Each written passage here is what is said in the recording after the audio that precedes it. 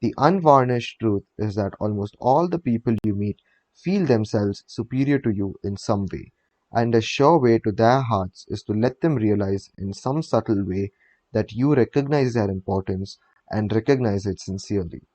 Remember what Emerson said: "Every man I meet is my superior in some way, in that I learn of him." And the pathetic part of it is that frequently those who have the least justification for a feeling of achievement bolster up their egos by a show of tumult and conceit, which is truly nauseating.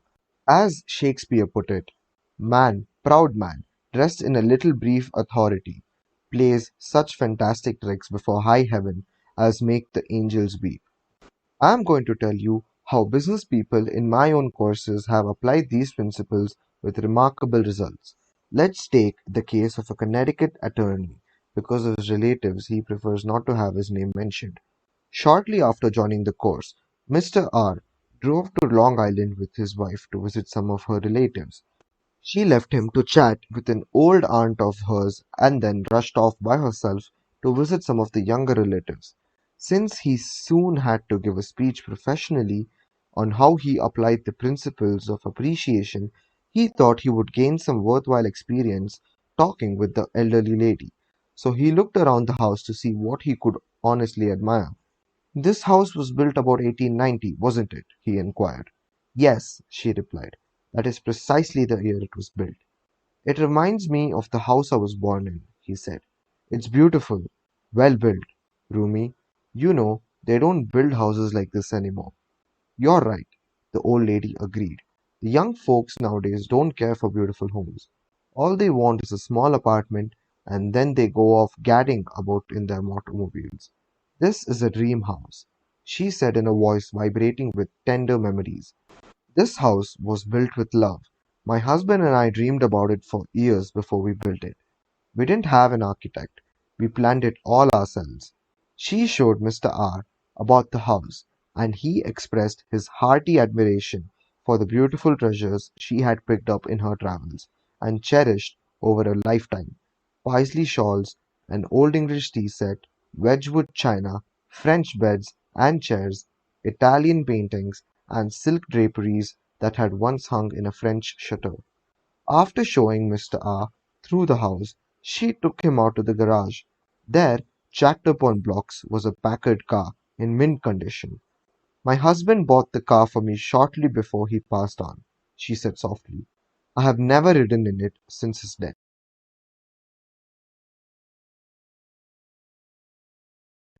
"You appreciate nice things, and I'm going to give this car to you." "Why, auntie?" he said. "You overwhelm me. I appreciate your generosity, of course, but I couldn't possibly accept it. I'm not even a relative of yours. I have a new car, and you have many relatives that would like to have that Packard." "Relatives?" she exclaimed. "Yes, I have relatives who are just waiting till I die so they can get that car. But they're not going to get it. If you don't want to give it to them, you can very easily sell it to a second-hand dealer," he told her. "Sell it?" she cried. "Do you think I would sell this car? Do you think I could stand to see strangers riding up and down the street in that car? That car that my husband bought for me? I wouldn't dream of selling it. I'm going to give it to you. You appreciate beautiful things." He tried to get out of accepting the car, but he couldn't without hurting her feelings. This lady, left all alone in a big house with her paisley shawls, her French antiques, and her memories, was starving for a little recognition. She had once been young and beautiful and sought after. She had once built a house warm with love and had collected things from all over Europe to make it beautiful. Now, in the isolated loneliness of old age, she craved a little human warmth, a little genuine appreciation, and no one gave it to her. And when she found it, like a spring in the desert, her gratitude couldn't adequately express itself with anything less than the gift of her cherished Packard. Let's take another case. Donald M. McMahon, who was superintendent of Lewis and Valentine, nurseryman and landscape architect in Rye, New York, related this incident. Shortly after I attended the talk on how to win friends and influence people, I was landscaping the estate of a famous attorney. The owner came out to give me a few instructions about where he wished to plant a mass of rhododendrons and azaleas. I said, Judge, you have a lovely hobby. I've been admiring your beautiful dogs. I understand you win a lot of blue ribbons every year at the show in Madison Square Garden. The effect of this little expression of appreciation was striking. Yes, the judge replied. I do have a lot of fun with my dogs. Would you like to see my kennel? He spent almost an hour showing me his dogs and the prizes they had won. He even brought out their pedigrees and explained about the bloodlines responsible for such beauty and intelligence. Finally, turning to me, he asked, Do you have any small children? Yes, I do, I replied. I have a son. Well, wouldn't he like a puppy? The judge inquired. Oh, yes, he'd be tickled pink. All right, I'm going to give him one, Judge announced. He started to tell me how to feed the puppy. Then he paused. You'll forget it if I tell you. I'll write it out. So the judge went in the house, typed out the pedigree and feeding instructions, and gave me a puppy worth several $100s and 1 hour and 15 minutes of his valuable time, largely because I had expressed my honest admiration for his hobby and achievements. George Eastman of Kodak fame invented the transparent film that made motion pictures possible, amassed a fortune of $100 million, and made himself one of the most famous businessmen on earth.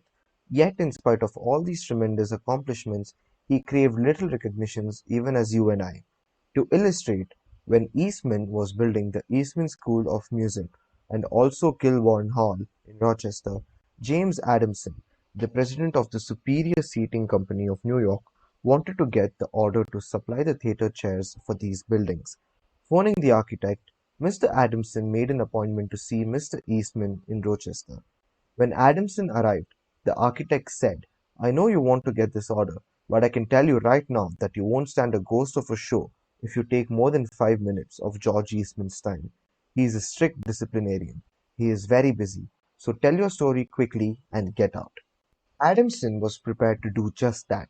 When he was ushered into the room, he saw Mr. Eastman bending over a pile of papers at his desk.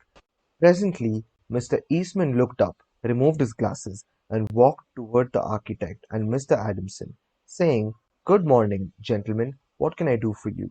The architect introduced them, and then Mr. Adamson said, While we've been waiting for you, Mr. Eastman, I've been admiring your office. I wouldn't mind working in a room like this myself. I'm in the interior woodworking business, and I never saw a more beautiful office in all my life. George Eastman replied, You remind me of something I had almost forgotten. It is beautiful, isn't it?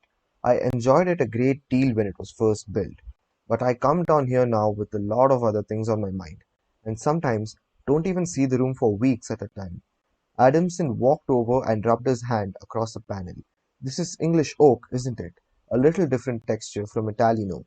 Yes, Eastman replied. Imported English oak. It was selected for me by a friend who specializes in fine woods. Then Eastman showed him about the room, commenting on the proportions, the coloring, the hand carving, and other effects he had helped to plan and execute. While drifting about the room, admiring the woodwork, they paused before a window, and George Eastman, in his modest, soft-spoken way, pointed out some of the institutions through which he was trying to help humanity. The University of Rochester, the General Hospital, the Homeopathic Hospital, the Friendly Home, the Children's Hospital. Mr. Adamson congratulated him warmly on the idealistic way he was using his wealth to alleviate the sufferings of humanity. Presently, George Eastman unlocked a glass case and pulled out the first camera he had ever owned, an invention he had bought from an Englishman. Adamson questioned him at length about his early struggles to get started in business, and Mr. Eastman spoke with real feeling about the poverty of his childhood, telling how his widowed mother had kept a boarding house while he clerked in an insurance office. The terror of poverty haunted him day and night, and he resolved to make enough money so that his mother wouldn't have to work. Mr. Adamson drew him out with further questions and listened, absorbed, while he related the story of his experiments with dry photographic plates.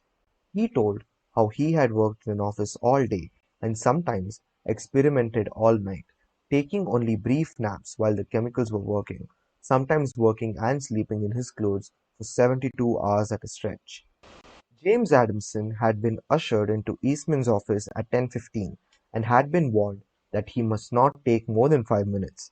But an hour had passed, then 2 hours passed, and they were still talking.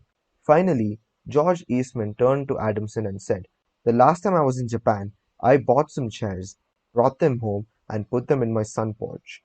But the sun peeled the paint, so I went downtown the other day and bought some paint and painted the chairs myself. Would you like to see what sort of a job I can do painting chairs?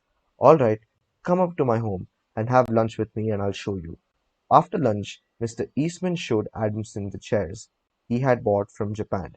They weren't worth more than a few dollars, but George Eastman, now a multimillionaire, was proud of them because he himself had painted them. The order for the seats amounted to $90,000. Who do you suppose got the order? James Adamson or one of his competitors? From the time of this story until Mr. Eastman's death, he and James Adamson were close friends. Claude Marais, a restaurant owner in Rouen, France, used this principle and saved his restaurant the loss of a key employee. This woman had been in his employ for 5 years and was a vital link between MRI and his staff of 21 people. He was shocked to receive a registered letter from her advising him of her resignation. MRI reported, "I was very surprised and even more disappointed because I was under the impression that I had been fair to her and receptive to her needs, inasmuch as she was a friend as well as an employee. I probably had taken her too much for granted and maybe was even more demanding of her than of other employees." I could not, of course, accept this resignation without some explanation.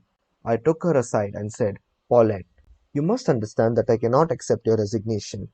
You mean a great deal to me and to this company, and you are as important to the success of this restaurant as I am."